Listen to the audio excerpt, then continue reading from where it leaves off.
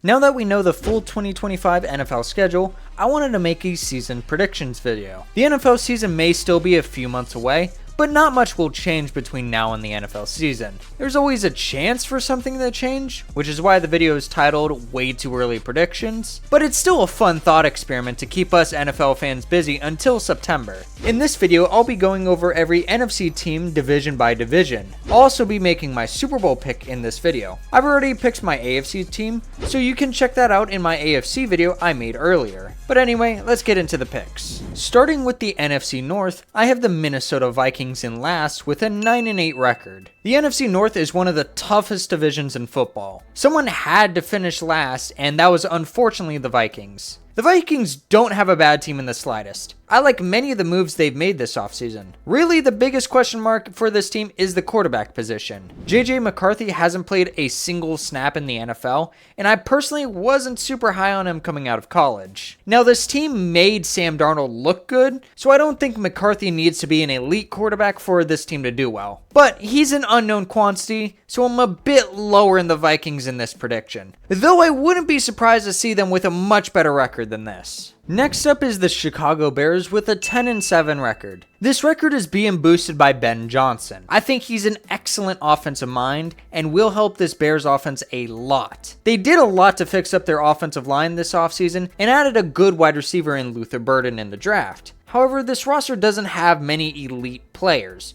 There are plenty of good players, but not enough great ones to really consider this team a true contender. But I think coaching will elevate this roster. It's why I have the Bears with a winning record. But Caleb Williams needs to prove himself. He was battered behind that offensive line last season, so it's difficult to give an accurate evaluation of Williams. But he needs to be at least productive this season. If he can't produce under Ben Johnson, then I'd start getting concerned about his future. But for the time being, I'm giving him the benefit of the doubt. Let's see what Ben Johnson and the Bears can do. The runner-ups for the division are the Green Bay Packers with a 10-7 record. The Packers are an interesting team. Their offense is pretty good on paper. Solid offensive line, good tight ends, good running back, and a good quarterback. But that wide receiver room is wild. I have no idea what to make of it. There are plenty of good players, but no one really stands out as a clear number one. I mean, it's not a huge deal. Having too many good receivers is a fine problem to have, but it just makes it awkward when evaluating this team. I mean, it could be Matthew Golden, who is their wide receiver one, since he is their first round pick, but I don't know if Golden will develop into a true one. Jaden Reed was very productive, so is he the number one? Christian Watson has the talent, but he has glass bones. But anyway, onto the defense. It's okay. Some good players on it, but the situation with Jair Alexander makes things questionable. I haven't heard any trade rumors in months for him, so he probably stays. However, his lack of availability makes cornerbacks still an issue for the Packers. Not a fan of the depth. And I think Nate Hobbs is at best an average corner. The front seven is good, but I do have some questions about their secondary. And the division winner is yet again the Detroit Lions with a 12-5 record. In terms of talent, not a lot has changed for the Lions. They replaced Carlton Davis with DJ Reed, honestly an upgrade at a cheaper cost, and they added some good depth in the draft. Some questionable moves during the draft, but the Lions didn't have many holes to fill. Their biggest loss of this offseason was their coordinators. They helped the Lions achieve their best regular season performance in decades, but with their loss, it's fair to expect a slight regression. But Dan Campo is still a great coach, and the talent is still there for the Lions, so I don't expect that big of a fall off for the Lions. Moving to the NFC South, I have the New Orleans Saints in last with the 3-14 record. This is a rebuilding year for the Saints. Kellen Moore has his job cut out for him. There are a lot of holes on this roster that still need to be filled,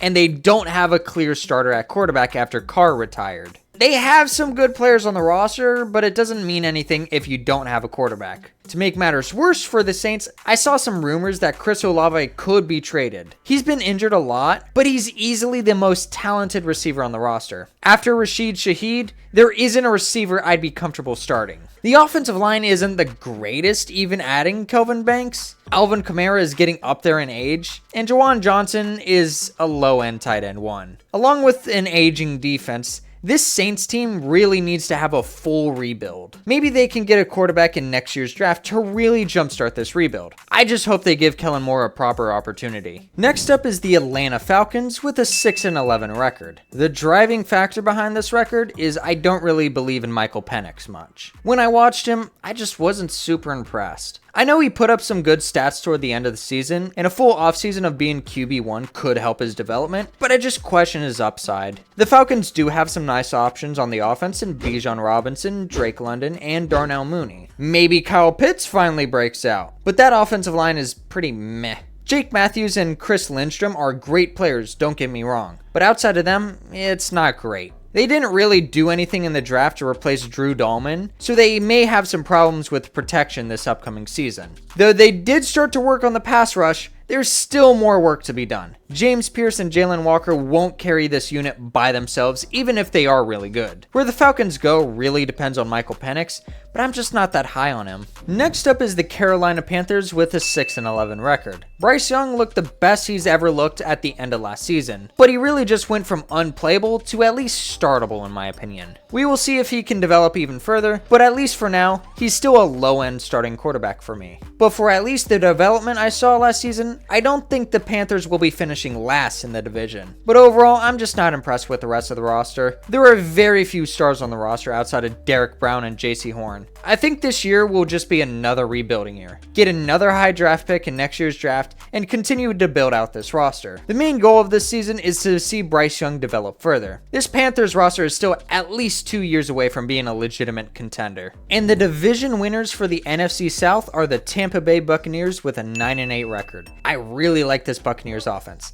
They have talent at all levels. Baker Mayfield looks to have found his home in Tampa. Bucky Irvin was great as a rookie, and their wide receiver room is among the best in the league. Solid at tight end and a very good offensive line. The problem is they keep losing their offensive coordinator. They lost Dave Canales and Liam Cohen in back-to-back seasons. They haven't had the same offensive coordinator for back-to-back years since Byron Leftwich. Josh Grizzard will need to prove himself this year since their head coach Todd Bowles will be handling the defense. It's fair to expect some regression on the offense, but the talent they have should provide a good baseline, though their defense doesn't look good. They didn't do much to address their secondary, and their linebackers are old. I don't expect this defense to be very good, and combined with a possible offensive regression, that's how I got this 9-8 record. Now we will move on to the NFC East, and in last come the New York Giants. I have them going 3-14. One look at this offense and oof. It's pretty terrible. Outside of Malik Neighbors and Tyrone Tracy, there is no talent. I have low expectations for Jackson Dart,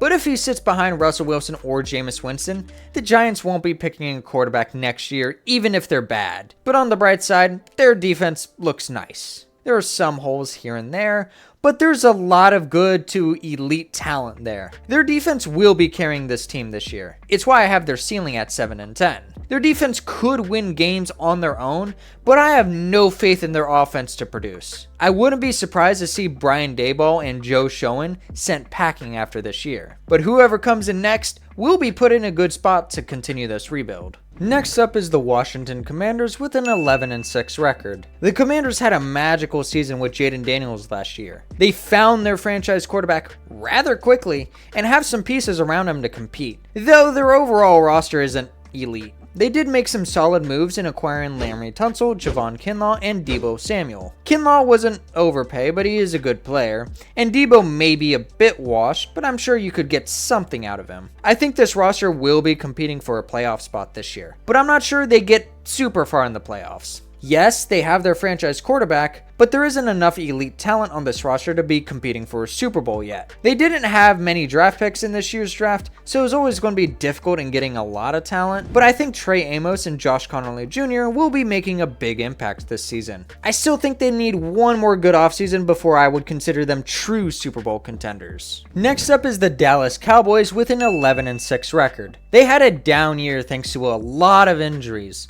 but this roster is set up decently. They have a very good wide receiver duo in CeeDee Lamb and George Pickens, though we will see how Pickens is able to handle not being the number one guy. Their offensive line still needs work, but Tyler Booker should be able to help somewhat. Running backs are whatever, but you could do worse than Javonte Williams. But a healthy Dak should be able to drive this offense. The defense is meh. Micah Parsons is the only elite talent on the defense, but the defense has some talent, and I don't think this will be the worst defense in the league. We will see how Siobhan Revel comes back after that ACL injury. I was high on him coming out of the draft, but this team will be reliant on Dak, CeeDee, and Pickens. I think that trio will be able to at least get this team to the postseason, but we all know what happens when the Cowboys get to the playoffs. And now for the defending Super Bowl champs, the Philadelphia Eagles. I have them going 13-4 and winning the division. I have no idea why they were messing around in the regular season last year and letting bad teams play them close. If they just played like how they did in the playoffs throughout the season,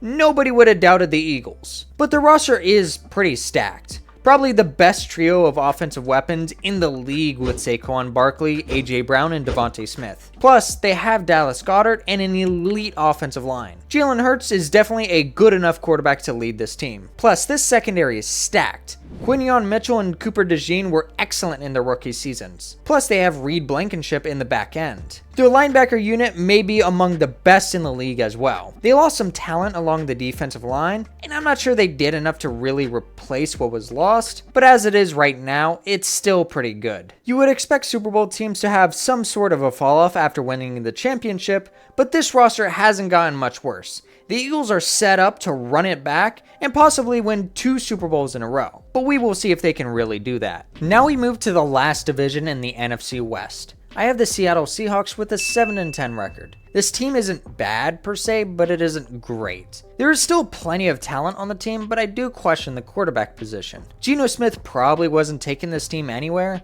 but I can't really say Sam Darnold is a significant upgrade. He had a good year with one of the best supporting casts in the league with the Vikings, and then fumbled in the playoffs. It's one good year after several bad years with the Jets. So I still need him to prove he's actually a good quarterback now before I start having expectations for him. Going from DK Metcalf to old Cooper Kupp is a yikes, but at least the other starting options are good. JSN had a breakout year last year, and MVS is a solid deep threat wide receiver. I like the addition of Elijah Arroyo, and I think he could eventually take the starting job. Their interior offensive line still needs work, but getting Gray Zabel is at least a good start. I also think this defense could be borderline top 10. It has plenty of talent, just not super high on Sam Darnold at the moment, and I expect the NFC West to be more competitive this year. They have some tough opponents this season, but I wouldn't be surprised to see this team in the playoffs if Sam Darnold has another good year. Next up is the Arizona Cardinals with an 8-9 record. This is a pretty solid team overall. There isn't enough elite talent on the team to make me confident that the Cardinals will do super well,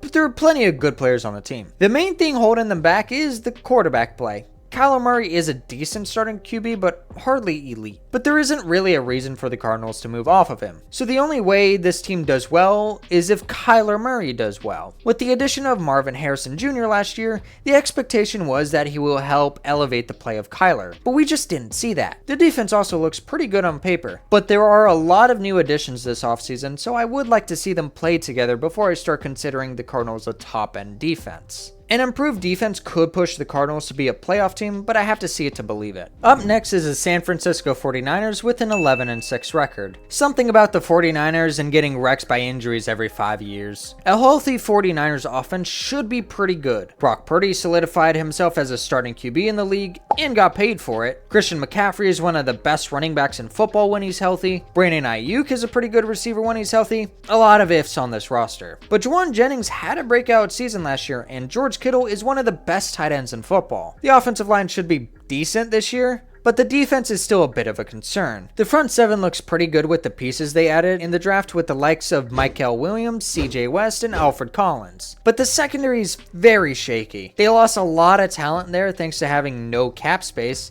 and they haven't done much to replace it. This team could be held back due to their secondary. And now for the last team and the winners of the NFC West, the LA Rams with an 11-6 record. They've done a pretty good job at building up this team through the draft. After several several excellent drafts, they went from a barren roster to a team firmly in playoff contention. The offense looks pretty good with a trio of weapons in Kyren Williams, Puka Nacua, and Devontae Adams. Matthew Stafford is getting up there in age, but I think he has 1 to 2 more good seasons in him. The defense is also pretty good. They have a lot of high quality young players, with the headliners being Jared Verse and Braden Fisk. Now the problem with this team is it's set up to win now, but I don't know if it has enough talent to get through the top dogs in the NFC. They were pretty close in beating the Eagles in the playoffs, but I think it's going to require them a little bit more luck for them to win a Super Bowl with this roster. If Matthew Stafford has one more elite season, he could take them to a Super Bowl, but I wouldn't bet on it. This team is maybe 1 to 2 pieces away from being Super Bowl contenders, but the clock is ticking.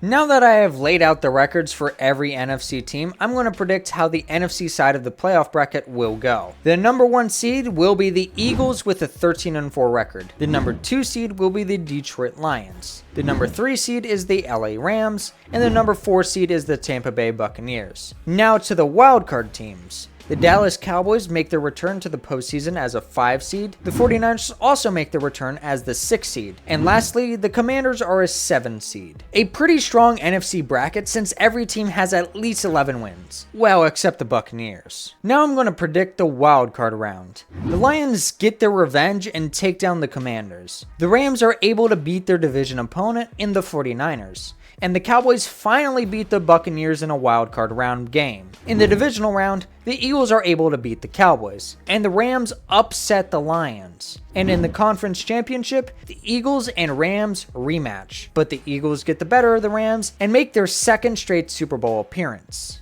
Like I promised, I'll make my Super Bowl pick in this video. In my last video, I had the Bills winning the AFC and making their first Super Bowl appearance in decades, finally knocking the Chiefs out of the playoffs. And the winner is the Buffalo Bills. The Eagles aren't able to repeat as champions, and the Bills win their first Super Bowl in franchise history. Let me know what you think of these predictions in the comments, and if you haven't seen it already, go watch my AFC predictions.